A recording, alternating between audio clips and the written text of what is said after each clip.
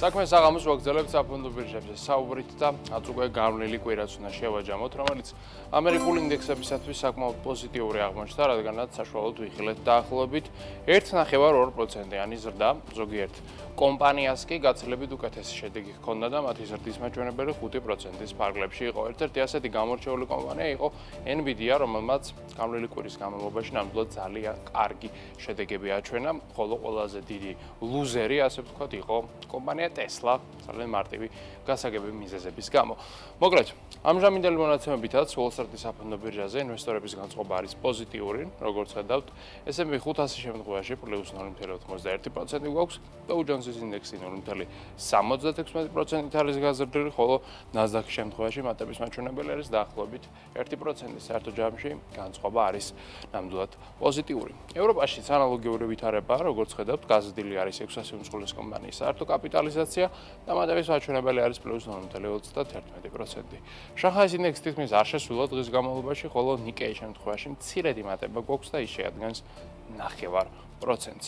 აქვე უნდა ვისაუბროთ ენერგეტიკულ ბირჟაზე, სადაც მატება გვაქვს, როგორც ხედავთ, Brent-ი გაძვირდა დღის განმავლობაში 2%-ით, ხოლო ერთ კვირაში დაახლოებით 6.5%-ით. ამჟამინდელი მონაცემებით უკვე მისი ფასი აღწევს $67-საც კი, ხოლო WTI-ის ღირებულება დაახლოებით $65 ფარგლებშია. რუსული ნავთობის ამ ყველაფრის ფონზე გაძვირებულია და მისი ღირებულება ამჟამად შეადგენს $60. ერთ კვირაში მატება არის 4%. აგრეთვე კვირის განმავლობაში გაძვირდა ბუნებრივი აერიც დაახლოებით 8%-ით და ამჟამად მეგავატი საათი ენერგიის ღირებულება შეადგენს $39.5. აქვე ოქროზეც უნდა ვისაუბროთ, რომლის ღირებულებაც მცირედით გაიზარდა კვირის განმავლობაში დაახლოებით 1%-ით და უნცია მეტალის ფასი ამჟამად ბირჟაზე შეადგენს $3,325. როგორც ხედავთ, ერთწლიან პერიოდში ოქრო არის საშუალოდ 45%-ით გაძვირებული. კრიპტოინდუსტრიაზეც უნდა ვისაუბროთ, რომელიც დიდად გამორჩეულ კვირას ვერ აფიქსირებს. ამჟამად გვაქვს კორექცია 2.3%-ის ფარგლებში და ბაზრის საერთო შეფასება შეადგენს $3.4 ტრილიონ.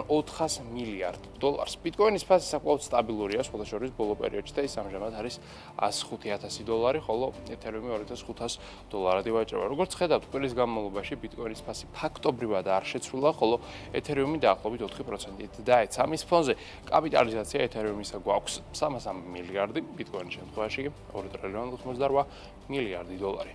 აქვე უნდა ვისაუბროთ ლონდონის საფონდო ბირჟაზე, სადაც ქართული კომპანიები არიან წარმოდგენილნი და როგორც ხედავთ, საქართველოს ბანკის აქციების შეფასება არის გაზრდილი, არც მეტი, არც ნაკლები რეკორდულად. მართალია, საქართველოს ბანკს მაისის შუა რიცხვებისკენ ჰქონდა მცირედი კორექცია, თუმცა ვითარება არის სრულად გამოსწორებული და ახლა უკვე ის აღმასრულის ტრაექტორიასთან არის დაბრუნებული.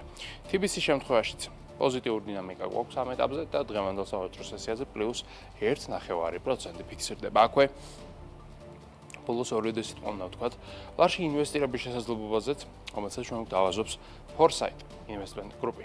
ეს არის Foresight Lars ფონდი, რომელიც საშუალებას გაძლევთ თანხა განათავსოთ ფონდში და ამით მიიღოთ ფინანსური სარგებელი, რომლის მოცულობაც წლიურად საშუალო სტანდარტულად შეადგენს 8.95%-ს, ხოლო ანგარიზე $50,000 მეტის ქონის შემთხვევაში სარგებლის მოცულობა აღწევს 10%-ს. ეს არის წლიური ამონაგები, რომელიც თქვენ გაირიცხებათ ყოველდღიურ ფორმატში, ხოლო Foresight Investment Group არის საქართველოს ეროვნული ბანკის მერეგულირებული საინვესტიციო კომპანია.